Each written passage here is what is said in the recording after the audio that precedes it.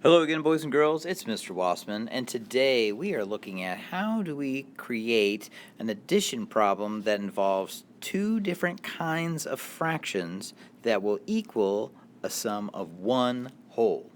We are in our math journals, Volume 2, Unit 5, Lesson 6. We're on page 167, and I want you to take a moment to think back when you were in first grade or second grade or even third grade when you worked with pattern blocks.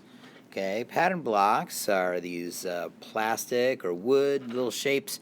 They come in different sizes and geometric shapes, and you are asked to create patterns with them.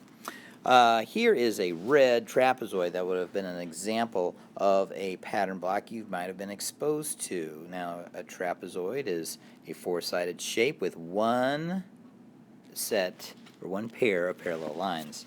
Now, as you were experimenting with those pattern blocks, you may have realized that if you were to say, oh, I don't know, lay a blue rhombus on top of the trapezoid, like so. And if you were to say lay a green equilateral triangle on the leftover space of that trapezoid, like that, you will have realized that the rhombus and the triangle cover up the same amount of space as the trapezoid. You may have further discovered that if you were to lay down the another trapezoid next to these other shapes, okay, you will have had this taken up the same amount of space as the yellow hexagon. Okay, yellow hexagon. Okay, so that yellow hexagon was the equivalent of a combination of, say, two trapezoids, or a trapezoid and a rhombus and a triangle, or a trapezoid and three triangles, or six triangles. You get the picture, okay? Now, what we're being asked to do today is to think about fractions in the form of these circle pieces, okay? It says use fraction circle pieces. The red circle is the whole. If you still have the paper cutouts from your volume 1 of your math journal, you will notice a big red circle. It says make two different combinations of fraction circle pieces that form one whole. Sketch each combination and write a fraction addition equation for each. Okay. So the easiest way for me to divide a circle into fractional parts is to start with a line that cuts it right in half. And if you remember, half of a whole or half of a circle was pink. Okay? I don't have pink as my part of my palette of colors here, so we're just going to improvise. Okay? And you'll also remember that the fourths were in yellow. Okay? So I can look at one whole as being the combination of 1/2 plus 1/4 plus another fourth. Okay, so 1/2 plus 1/4 plus 1/4. So that would be my equation. Okay, 1/2 plus 1/4 plus 1/4 equals one whole.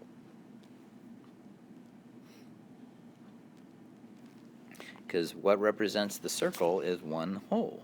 So any combination of fractional pieces that I can cover up that red circle with will give me the equivalent of 1.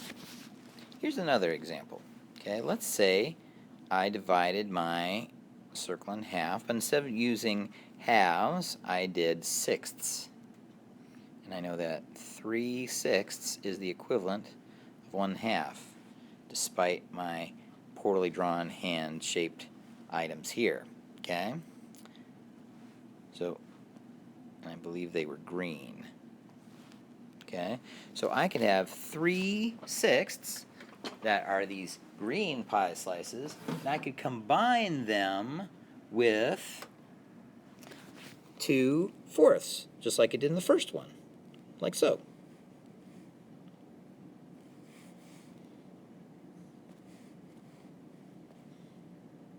So now what I have is an addition problem that would be 1/6 plus 1/6 plus 1/6 plus 1/4 plus 1/4. That would give me a total of 1 whole. Now that's a lot of fractions to write down. There's an easy way to approach it. Instead of saying 1/6 plus 1/6 plus 1/6, I could just count all the sixths and say I have 3/6. 3/6, and the combination of all my fourths, which would be 2/4, would give me 1 whole. See? I was able to combine two different types of fractional pieces to combine them into a sum total of 1 whole. Okay? That's what they are asking you to do in this instance. So I actually provided you with 2 examples, okay? But there are lots of other different combinations, okay? What about thirds? What about eighths? What about tenths? What possible combinations exist with those, okay? I would encourage you and invite you to try them out yourself, okay?